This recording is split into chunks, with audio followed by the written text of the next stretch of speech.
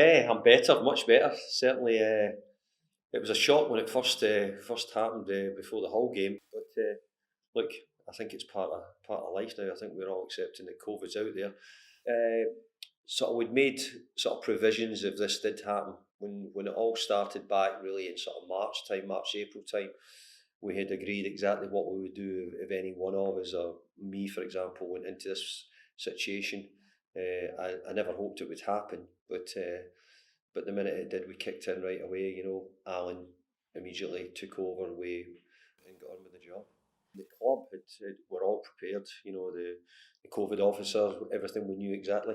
And you have to remember, I think we're now up to like 30. We've all had about 30 tests, so we're all getting tested regular. So we were sort of probably getting to a stage where every test was back negative, negative, and then suddenly we were shocked by it. But we had sort of prepared that this could happen, and I think we're seeing there has been a rise recently in people picking it up. We're seeing it quite a lot more at the football clubs as well, actually. So thankfully, everybody around the club's done well and done really well after the situation before the whole game. I mean, I've got to say, I've watched all the training sessions. We've got the cameras here, so I watched all the training sessions. I was very heavily involved in sort of deciding what we were going to do and how we were going to do it. And I've got to say that the staff put on amazing sessions. It was great to watch, actually. Their training was very good. It was correct for the lead into the games they had and the way we needed to go about things. So really pleased with the work they've done.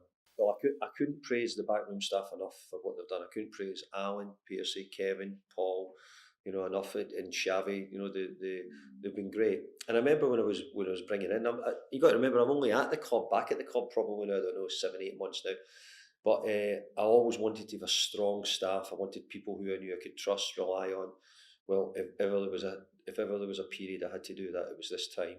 And they haven't half delivered. They've been very good. Their work's been good. They're all experienced. They've all had jobs in management at some time, and so I knew that having them meant that they would be able to deal with any situations what arose.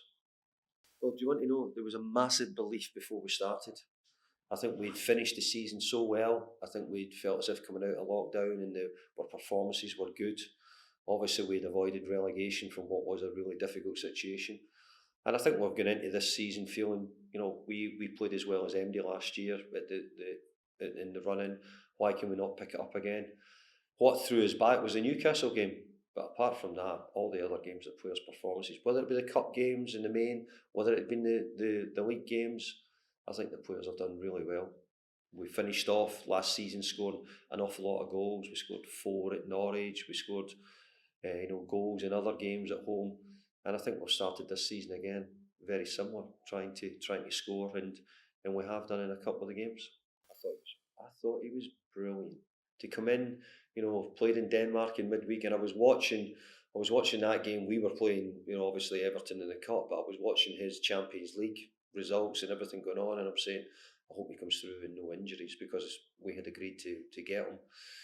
He got on a plane first thing in the morning, got his medical done. So really to come in and try and be ready to go into a game was incredible. But I think the biggest thing I would say about him is it's his experience, it's his knowledge, and that was the reason we thought he would be helpful for us at this time. We saw someone who has played in a lot of big games, Champions League games, plays for his country, and I've got to say he's also came really highly recommended from Thomas, so that helped us make our mind up, and I don't think he disappointed him on his debut. That was for sure.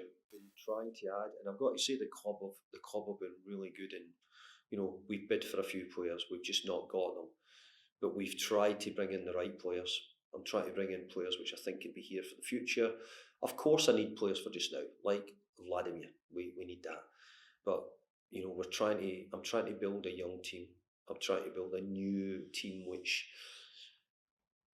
can keep developing. And if you look at the people who are playing in the midfield for us at the moment, Jared Bowen, Thomas Suchek, Declan Rice, Pablo Fornals, they're all young players. They all can improve. They've all got more ahead of them to come. They've only just started their careers really.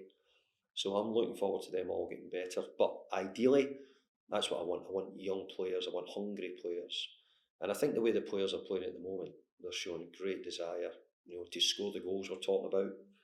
We're wanting them to become much harder to beat. So I have to praise the club. The club have tried really hard to get the players in, but obviously in some occasions we've just been not quite got there, or just been let down a little bit at the end. Well, the first thing I would say, I'd rather work with a small squad than a big squad. I think it's always easy to bring somebody out of the academy when there's spaces. I've always wanted to have a club where those young boys feel there's a chance to break through. And yeah, we've let a couple of players go, uh, and we thank them for all the work they've done, the players we've had. But I think that we've got room as well. So what we do have is we've given ourselves a bit of room to bring players in now if we need it.